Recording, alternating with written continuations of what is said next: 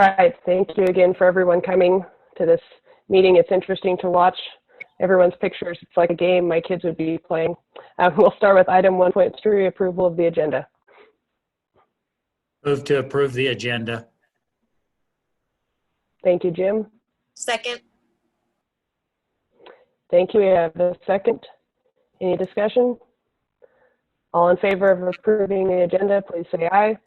Aye. Aye. Any opposed, nay? Okay, chair votes aye and the agenda is approved. Item 1.4 is in public. I do see we have some people joining us from the public and we appreciate having them here. This is the period devoted to comments by the general public, if any, and discussion of those comments. In the interest of privacy and due process, the public is requested to not raise personnel issues except in a legally noticed closed personnel session of the board. No action may be taken upon a matter raised. Is there anyone who is with us who wishes to make a comment?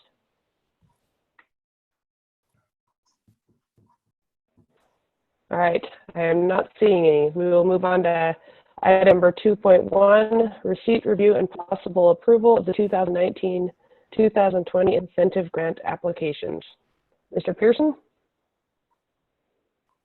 Well, we have a couple of applications to approve, one for Northside and one for Owyhee, and Cassie Stalky's with us as well. If you have any questions for her regarding these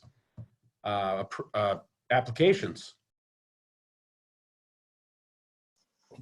Move to approve. They are two projects that are actually kind of neat.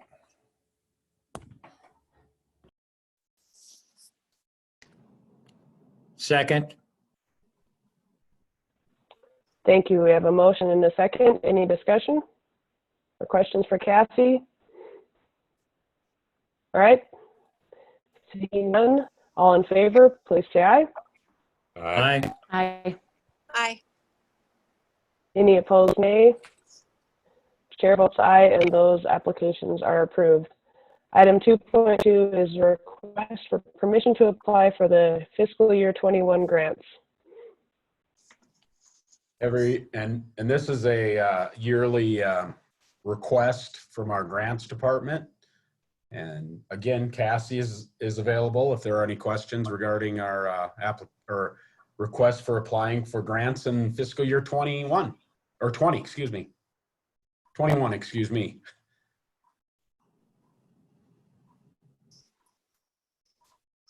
Any questions from the board?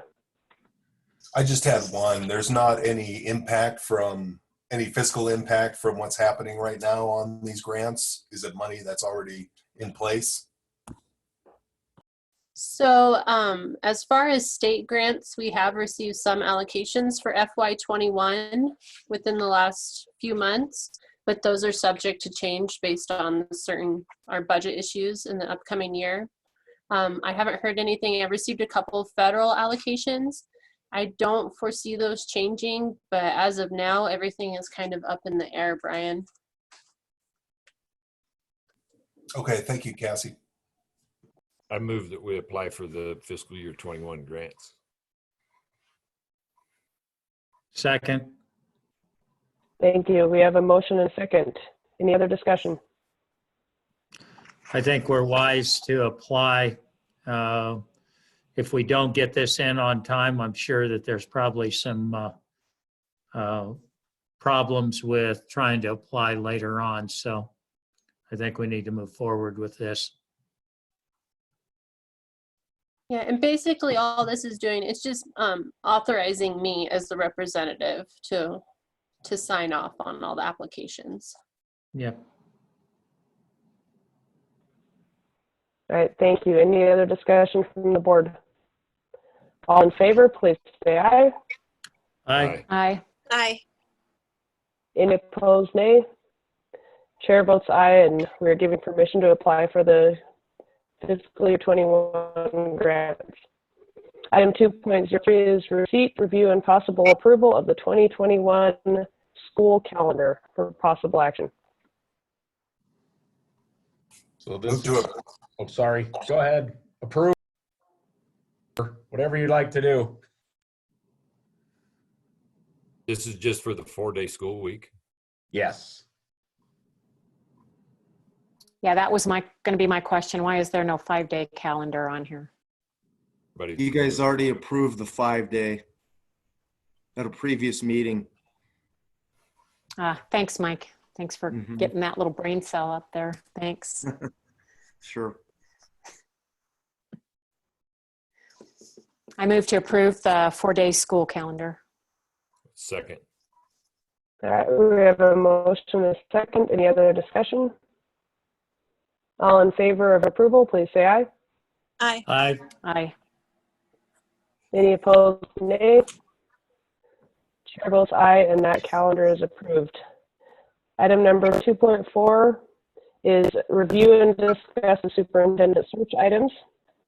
And we'll go ahead and talk about that. We have looked through lots of applications, and we have our top 4 candidates that we will begin interviewing tomorrow and Thursday. The candidates have been notified, and we have agendized a special meeting so that those candidates can have their interview time, and then there will be an opportunity for public comment. Cassie, do you want to cover that really quick? Cassie Gray. What would you like me to cover? Can you just talk about how we're going to run the special meeting for the interviews and how public comment will be handled? Sure. So, yes, we will be interviewing on Wednesday and Thursday. Those interviews will be recorded. We will have a YouTube video link for each interview. Mac will have that posted on Friday. It'll be posted to our homepage of our website. It'll show the candidate's name. It will give the link to their YouTube video so you can watch their interview. And then we'll also have a separate link that will, it attaches to a Google Doc where the public can make comments or ask questions specific to that candidate's interview. So those will be available on Friday from 8 a.m. until 4 p.m. After 4 p.m., we will take all of that down off of the homepage website. Does anyone have any questions regarding that? I do, Cassie. Will there be any kind of announcement going out to teachers or administrators or anything, letting them know that that's going to be available? You know, we have not set anything up for a public announcement. We were going to make sure there was a blurb on our homepage. I know that there's a lot of people that don't know that we're interviewing for a superintendent in the next couple of days. So we were hoping to put something up, some kind of a blurb on our homepage, notifying the public, and then everything being right there and available to them so that they can find it all easily. Thank you. Mm-hmm.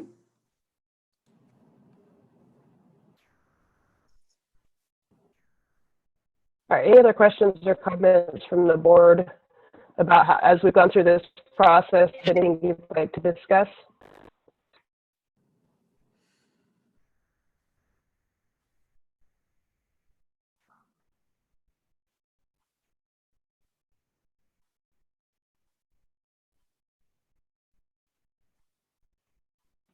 We have a very quiet board tonight. I know to say we, as a board, working through NASB and through Deb Oliver, she was very helpful in advertising and getting us candidates, and we sure appreciate her help and NASB, and we also appreciate the people who have reached out to us with thoughts about the superintendent and what they'd like to see, and we hope to receive input from the public on those documents that they can watch the interviews and ask questions about each candidate, give their input, and the board would love to see those. I can attest to that we went through mountains of paperwork looking at all these candidates and we, it looks like we have some really good candidates, and I'm excited to start interviews. I think it would be appropriate from the board if we have a motion to approve interviewing those 4 candidates and providing, I'm not sure how to word this, interviewing the 4 candidates and providing opportunity for the public to comment on those interviews. Get a motion from the board to proceed. Yeah, I move that we proceed with interviewing the 4 top candidates on Wednesday and Thursday, and make available to the general public for their comments the YouTube video that would be available on Friday, as well as the email public comments to be distributed to the board and be available to the general public. I'll second. All right, we have a motion and a second. Any other discussion? All in favor, please say aye. Aye. Aye. Any opposed, nay? All right, chair votes aye, and that is approved. As we've talked about in the past, we're going to go ahead and proceed through this process, looking for our superintendent, even though it's going to look a little different potentially than what we'd initially thought. But I'm grateful that we have technology so that we can still continue on. And in talking to Dr. Oliver, she's been talking to a lot of other states that are, and districts within our state that are looking for superintendents right now. And Elko County is kind of blazing the way as far as finding a superintendent during this time, and doing this all through distance means doing it electronically. So well done to everyone involved. And I know Dr. Oliver will be asking for input as we finish this process to help people that are seeking superintendents in the future, both in the state of Nevada and outside of the state of Nevada. So thank you for your work, and I'll look forward to these interviews. All right, any other items from the board concerning our superintendent search? All right. I'm going to ask, Moving on to item 2.5. Oh, please. I'd like to ask, a thought I had was if 1 or 2 of the board members, if they were available during these interviews in the boardroom, in the event that there's some kind of a technical, if we have technical difficulties, to be able to get everybody back up and online for this, or am I worrying about things that I shouldn't be worrying about?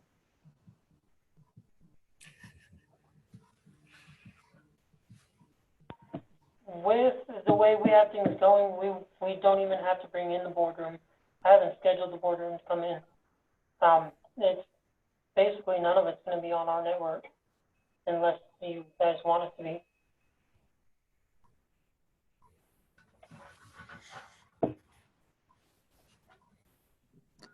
I think that Mac should definitely be on in the event something goes down, because I know I'm not even as, I wouldn't be worth much more than a Band-Aid to get something back up and running, so.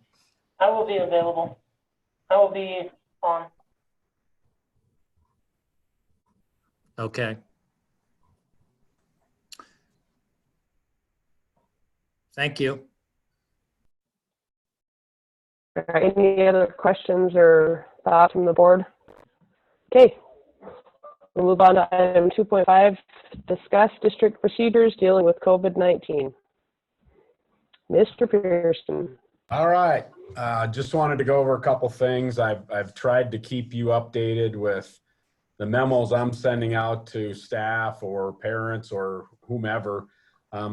Talked to you, or sent you a memo regarding our budgets and how we're essentially freezing them. We're allowing for emergency and maintenance only at this time, and has to get approval prior to any purchases. Just, you know, we're being cautious. We haven't received anything, I guess, official from our State Department as of yet, but we all know it's going to be here sooner rather than later. Wanted to give a shout out to our food service. I guess since this all began March 18th, they've delivered or handed out over 50,000 meals. And Steve gave his crew a big kudos, and pretty cool that we've been able to do that. We stayed open through spring break time as well, which was very good. And with that, we received a donation or donations from Nevada Gold Mines and Kinross Bald Mountain Mines. They each donated to our district's $35,000 so that we could open up a distribution kitchen out in Spring Creek, which is Spring Creek High School. Very fortunate to have community partners like that, and really excited that we can help our kids out there as well. So that's been going very well, the meal handing out of the meals. We had a little bit of a scare, I should say, about our capital projects. Casey and I took some time to discuss that. Got a couple projects pushed, and Casey's on, so he can talk as well to this. The county okayed us to push the Parkchester Drive Street project out a year-ish, about a year. That helped. And we also asked to, what was the other one, Casey? The welding shop? Yes, it was a ventilation system on the welding shop. So that helped us, you know, made us feel a little more comfortable, I guess, is the best way. Of course, we don't have the silver ball or crystal ball or silver ball for that matter, to know what this will do. I mean, as far as pay as you go, our budgets might be just fine, but we just don't know what it's going to do. I know gold was at 1,700 today, which is good for our local economy. Not so much our school budget economy, but we think we'll be okay. Might be a couple of slow years after this year as far as building goes, but that's the way it goes. And if one last thing I've been asking, I mean, we haven't gotten any official word yet whether we will reopen in May or not, but I've asked our principals to brainstorm and possibly plan for a grad ceremony that might be a drive-through, a virtual, and I asked them to get their kids involved as well, get some ideas going, so that if we have to do that, we have some plans in place. And anybody else have anything to add out there? Any directors? Mike? Oh, I'm sorry, I forgot one thing, staffing. Mike and Chris have met with, or have started to meet with high school, and they'll be meeting with the elementary principals as well to discuss positions, and if we can reduce positions through attrition and so on, so that we're kind of getting ahead of the game here as far as the budget. Most of you know that our budget is 84.5% salaries and benefits. So we're trying to take care of some business ahead of time and not get into that position where we're sending out RIF notices, which is not a fun thing to do.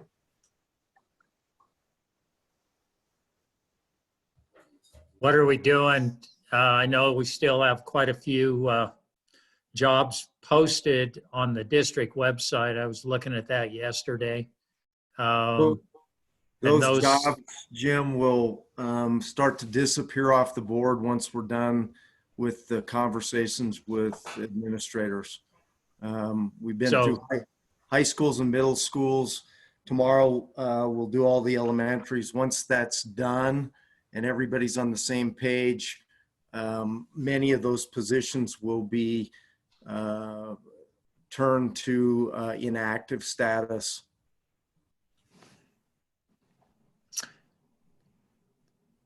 My main concern is getting in some of these positions. I know we've had long-term subs in past years where that number is just going to go up. Well, we're talking about We're not being able to replace some of these teachers that we already know are gone. And Yeah, but- or explain to me what we're doing with the positions that we know we're retiring. Well, in a nutshell, the governor's proposed 6% that I think at this point is going to be a given in FY21. He's talked about an additional 8% on top of that, which we need to hope that doesn't occur. But what you have to keep in mind is a 6% cut is approximately $5 to $6 million. Yeah. 85% of the budget being staff related. The only way to get to that kind of money is through staffing. So the first step in that process is to analyze the attrition that's out there. Doing everything that we can to protect things like salary schedule freezes, layoffs. You look at the attrition that's out there, and you work with site administrators to determine if there's ways to not replace those positions. And that would include positions that used to be filled by subs. That's the only way to generate that kind of savings. So that's the process we're in. We get through tomorrow. At the next board meeting, I can let you guys know sort of what we've gotten to. What's our end fund balance projected to be at? Have we come up with that? I think Jerry's on here. I asked her a day or two ago, and she projected that our fund balance would be roughly the same as it was at this time last year. So 4%, we could probably absorb that, huh? Probably in FY20, you're looking at our only means to do it is if they sweep remaining grant funding and whatever additional impact that would have on fund balance. We don't have much of an ability to affect from now till July 1. There's not much we can do to offset that 4% cut for FY20. Superintendent is essentially frozen all non-essential expenditures at the central office level and site levels. But other than that, there's not a lot that you can do in the remaining, what remains of this fiscal year. So what we're after now is preparation for what's sure to be at least a 6% cut in FY21. And your windows are very short to do that if the objective is to avoid RIFs, salary schedule freezes, et cetera. Letters of intent go out May 1st. Once those are signed and returned by employees, it's the equivalent of a contract, and you're into a different type of scenario where it would be a mid-year dismissal or RIF rather than a non-renewal if we ever got to that. But we have about 2 weeks to sort of get a handle on what we can do with the existing attrition. And we're finding that there's quite a bit we can do.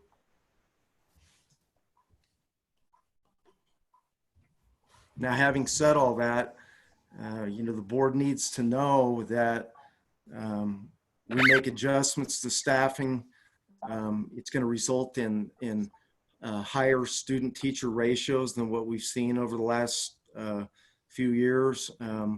Matter of fact, we had just gotten done restoring a lot of the staffing that was taken away as a result of the recession that occurred in the 2007 to 2010 cycles. So this won't be a totally alien situation to most of our people out there.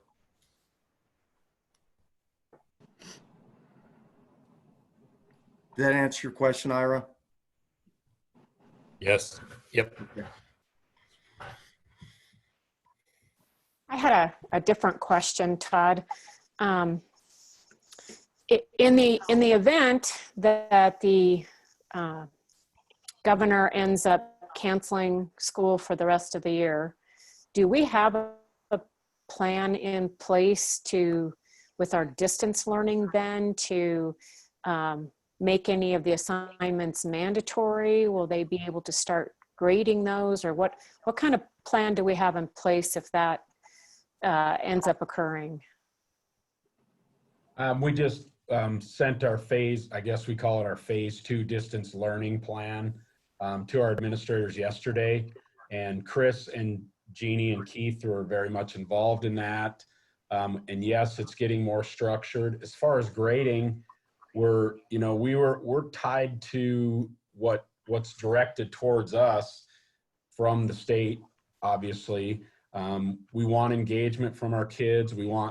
Our first thing is to make sure there's some welfare checks. Every week we're supposed to check in on those kids, and a lot of teachers are already pushing out activities via Google Classroom, Canvas, and so on. So we are working towards that. By the teachers, many were in staff meetings today, and they were getting that update from them. So as far as grading, that's kind of up in the air right now. We're working on that. Chris and Jeannie and Keith, all three of them are working on how we're going to, what's our next step as far as the grading part. And Chris, Keith, Jeannie, jump in anytime you'd like. Todd, question. Did that phase document, did that go out to parents? Because I know some parents think that teachers should already be doing stuff, and they're making comparisons between teachers. I don't know if that's being addressed.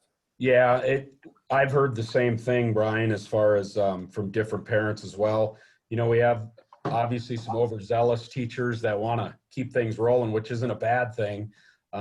We haven't sent out that second phase yet to parents. We just got it to our administration Monday, and they're pushing it out to their teachers this week. So it should be rolling early by Monday of next week, I believe. Okay, sounds good.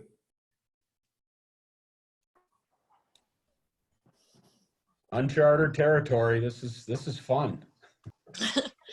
I had a quick question, Todd.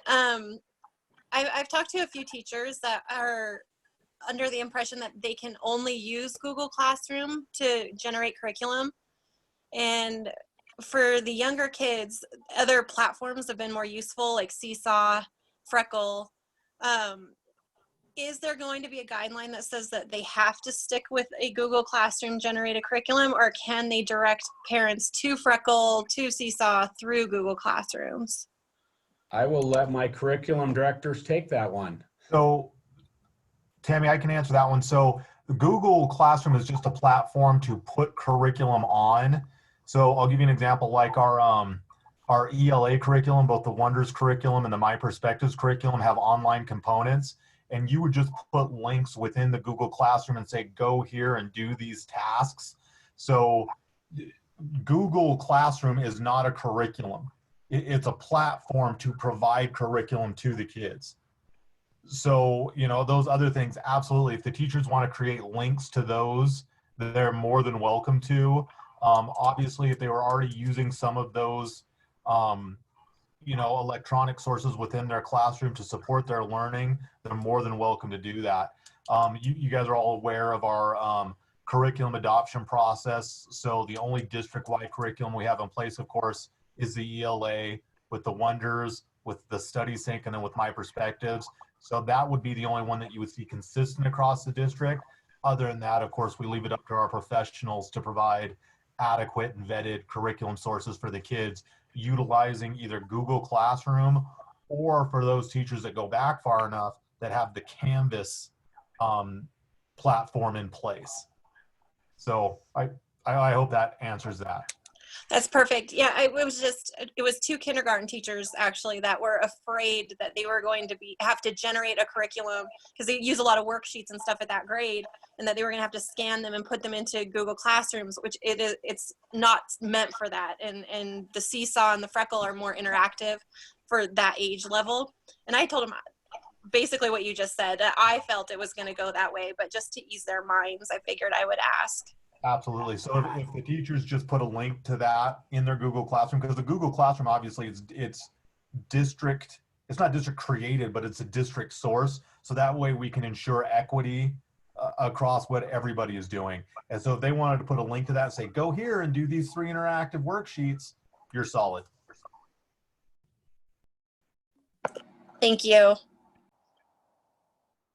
Right, and I know I've got a kindergarten teacher that is just, she's saying I prefer the kids do a paper packet just because she feels that's more appropriate for kindergarten. And so that's what my kindergartner is doing, and we're just going to send pictures of his work at the end of the week so she can see it. So I know, I just think our teachers are doing an awesome job of really just working through this and making things happen for their students in their way. And they know their students better than anybody. So I love that they're really being creative and deciding, you know, what's going to work best for their students. And the directors who are working with them, thank you for doing that and just keeping everybody rolling. I've been so impressed. So thank you. Any other questions from the board? I did have one suggestion that came up, and maybe this has already been happening, just for kids that may not have access, may not have access to the internet, but they do have access to a smartphone. I understand some districts are embedding QR codes in their packets, like a paper packet for a kid that doesn't have access. And I don't know if that's something we've looked at, that kids can utilize smartphone technology, and maybe that's already happening. So again, Teresa, I can throw that one. The simple answer to that is yes. Some teachers are more technologically advanced in utilizing those QR codes. But as far as using smartphones and things of that nature, Google Classroom is 100% accessible on a smartphone.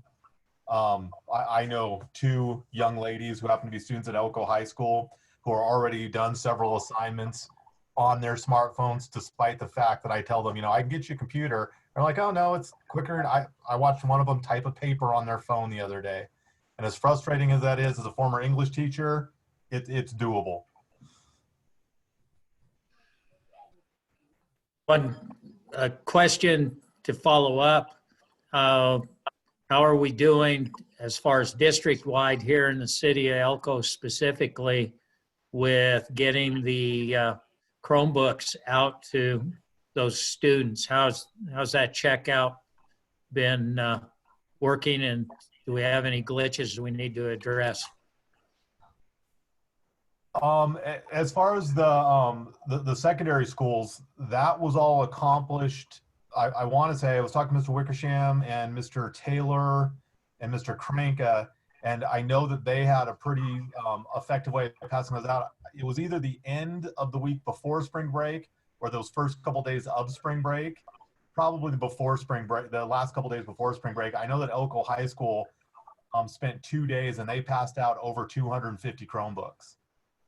So it's gone very, very well. As far as cataloging those, Mac gave them a very distinct, these are the numbers I need you guys to do. And if Mac wants to talk to that, he can. But it's gone fairly efficient, more efficiently than we could have hoped, quite frankly. Thank you. And I think the elementary schools have, I haven't heard anything from them that anything has happened other than that they've all gotten theirs out. So. And I know in 4th grade classroom, all students have Chromebooks because Mr. P went out and helped deliver one day. So we know they're all taken care of out there.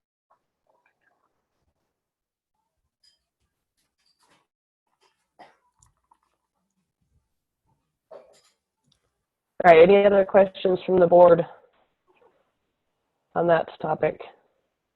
Not a question, but I do have a comment. I finally was able to get you on Zoom.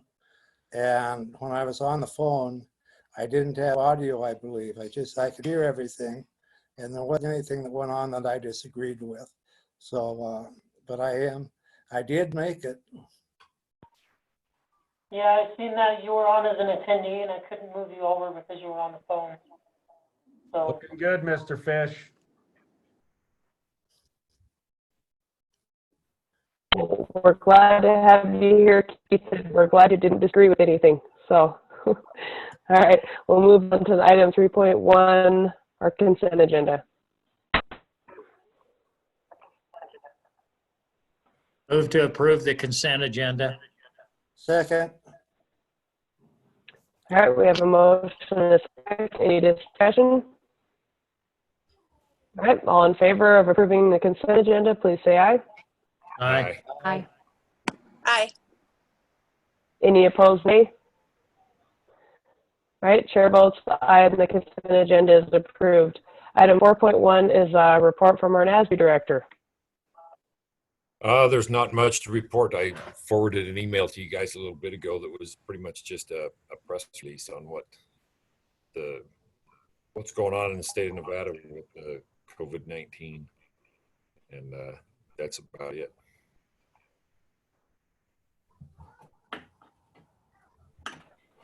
All right, thank you. Any questions or guidance for Ira? Okay, if not, we'll move on to item 4.2, items from board members.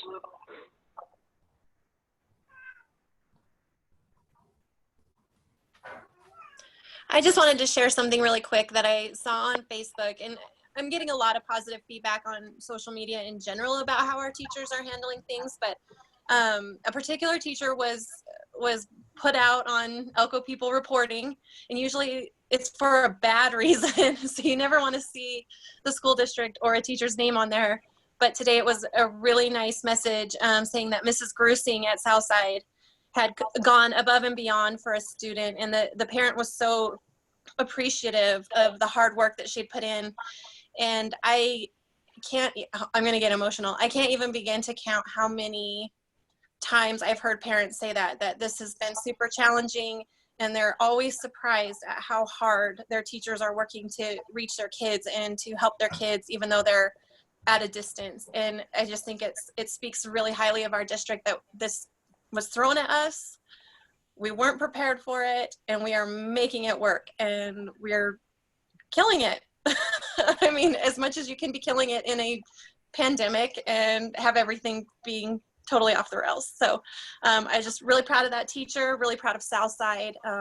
Southside always has a little bit of a reputation, and that reputation is excellence. So a lot of congratulations to them. Tammy, I will let her know. She lives about, I would say, 100 yards from where I live. So I'll stop in and tell her, great job. I'll keep my distance though. Yeah, keep your distance. And hopefully she saw it on Facebook. I was actually contemplating having on my trustee page a place where people could just list teachers that have been super helpful. I'm a little bit worried that it might explode into something else, but I figure if I heavily moderate it, it might be okay. Because I know our teachers are working way harder right now than they do during a normal school year. And I've even had a teacher cry on the phone because she misses her classroom. She feels like she's failing her kids, and she's not. She happens to be my daughter's teacher, and she's killing it. My daughter has everything she needs, but that teacher isn't seeing her face every day, and it's breaking her heart. So our teachers are wonderful, and I love them, and I hope they know that. I'll let them know. Thank you, Tammy, and I would echo I've seen a lot of really positive things as well, and it's just awesome to see our community just coming together and making things work even when situations are not ideal. All right, anything else from board members? All right, we'll move on to item 5.1, our superintendent's report. Okay, I already talked about the food service and the donations we received. That's a press release that Mr. McEnany helped along with the mining companies. And then also a construction update, and Casey's available if there's any comments or questions regarding that.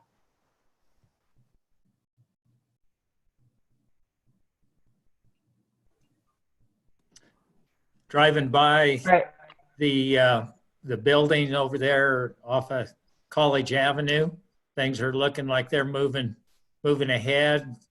We're getting footings and foundation in. Sounds like there's stem walls for the science building, and site work's moving. Looks good.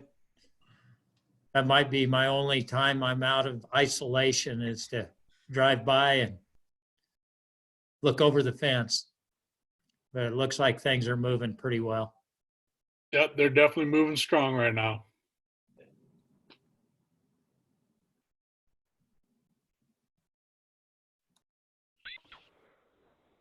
Any other questions or comments from the board?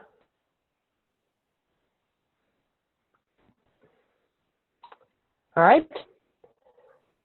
Seeing none, we'll move on to item 6.1, approval of the accounts payable. I move to approve the accounts payable. Second. I had a, All right, we have I just, we have a motion and a second. Candace, do you have a comment, question?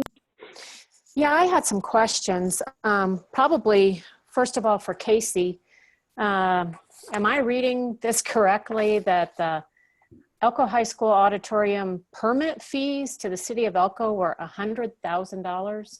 Because I don't recall seeing that high of a permit fee for the Elko High School building or any of the other, of course, I guess those are the biggest projects since I've been on the board that we've done.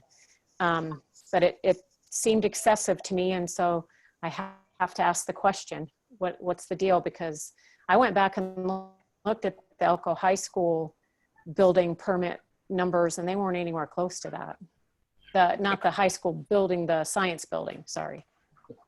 They actually had an error on that. There was about a $30,000 error on that. So it is not 100,000. It's going to be about 67,000. That still seems excessive.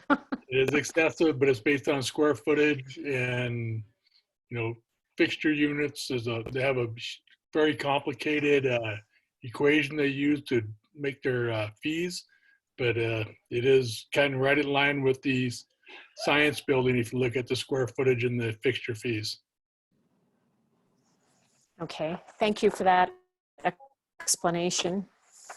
And then another question I had is probably, I'm not sure if Jerry or Todd can help me with this, but I noticed some of the credit card charges this month were very high. One was for Mr. Cunningham, and it was $16,000. And there were several other in the several $1,000 ranges. And I guess my question is how are we keeping track? Like, I'm not sure what Mr. Cunningham would have charged for that amount of money. And how are we keeping track of the credit card charges for our administrators? And going forward, can we have a little more clarity, I guess, on what these charges are being used for? Because all we see is Wells Fargo, and that's it. We don't really know what the charges are being used for. So maybe Todd, you could give me some insight on that one. Sure, I can tell you that a lot of it's for travel, but I'll let Jerry jump in. I couldn't tell you what TW charged for that amount of money, but seems quite high. Maybe Jerry knows, but we do scrutinize the statements. They have to be signed, they have to be approved, all of those things, receipts and so on. But Jerry, tell Candace a little bit about how we go through that process. please. I don't, Jerry's on anymore. Oh, She's not on there, Todd. Well, Candace, I can can tell you. I explain will- some of that because a lot of those Okay. charges were our recruitment travel that a lot of people were traveling in the last few months going to recruiting fairs. Hey, Ben, quiet. I don't know what the 16,000 was, but whenever somebody charges something on their card, they have to provide all the receipts. They have to sign on it. Their supervisor has to sign on it, and then they need one more administrator to sign on the form as well. So there's 3 people.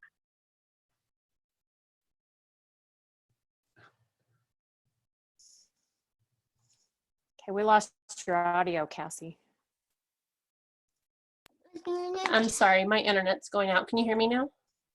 Yeah. Okay. I was just saying a lot of that was for travel because everyone's been out recruiting. I'm not sure. I've seen a lot of TW's receipts lately. I don't think the 16,000 was for a grant, but in that process, when they turn those receipts in, they have to have matching receipts that's going to meet that Wells Fargo statement. They have to sign it, and then they have to have 2 administrators sign it. And then on top of that, Jerry does the final approval. Okay, thank you. Thank you for that clarification. And I'll, That's Candace, good to know. I'll do a little research on that excessive one. That seems to really stick out. Yeah. And then I had one more question. Katie Azvito, I believe it was, and it was a Title I expense. I guess I'm not sure who Katie is because it was another very large one at 17,500. And it does say Title I, but I'm not familiar with Katie, so I wasn't sure what that would pertain to. That was a MasterCard form, I'm sorry. No, this one is just a Title I charge. Probably a Jerry question, and she's not on, so. Cassie would probably. I guess the Title I charges are probably just, are they in bulk amounts going to? Candace, what does it I'm say exactly? It just says Katie on there on the expense report. Katie Azvita, Azeveda. So what that and might it have just been- has her name. Hold on, bud. What that might have been is that maybe her salary was getting charged to general fund and we're moving it to Title I. Because throughout this whole process, I've been finding people that probably should have been paid under the grant and we're catching that they're getting paid out of general fund. So I have moved a few people to grants, Okay. so they're covered. Okay, great. Thank you, Cassie.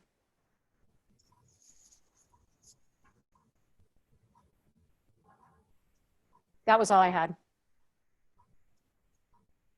Thank you, Candace. Thank you for all the clarification. Any other questions about the accounts payable? Any abstentions? Anything else? I will just be abstaining, and I will also disclose that I have a family number on the accounts payable. So if there are no other questions, we will move to a vote. All in favor of approving the accounts payable, please say aye. Aye. Aye. Any opposed, nay? All right, and the chair is abstaining, but it sounds like that passes. Thank you. Item number 7.1 is a final opportunity for comment from the public.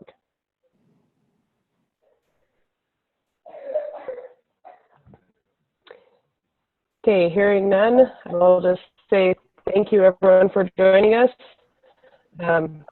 We will now be moving into a closed session. So we appreciate your time and we appreciate all the work you're doing. And so does the rest of the district. It just is amazing to hear all the good stories that come from people saying our district is just moving forward. When I talk to other districts, I get to say lots of good things about what Elko County is doing, and that's pretty fun to be the ones saying, hey, our district is doing great. We're moving forward. We're doing good things. So thank you for all that you're doing. So do we have a motion to move into closed session? And as we do so, we will thank everyone for coming. It's not part of the closed session. Tell you good night. Move to go into closed session. Second.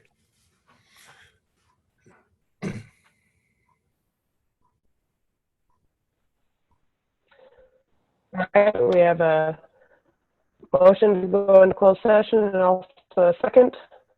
All in favor, please say aye. Aye. Aye. Aye. Any opposed, nay? All right, the chair votes aye. We're now moving into closed session. Thank you again to those of you who have joined us and appreciate your time. Okay, bye.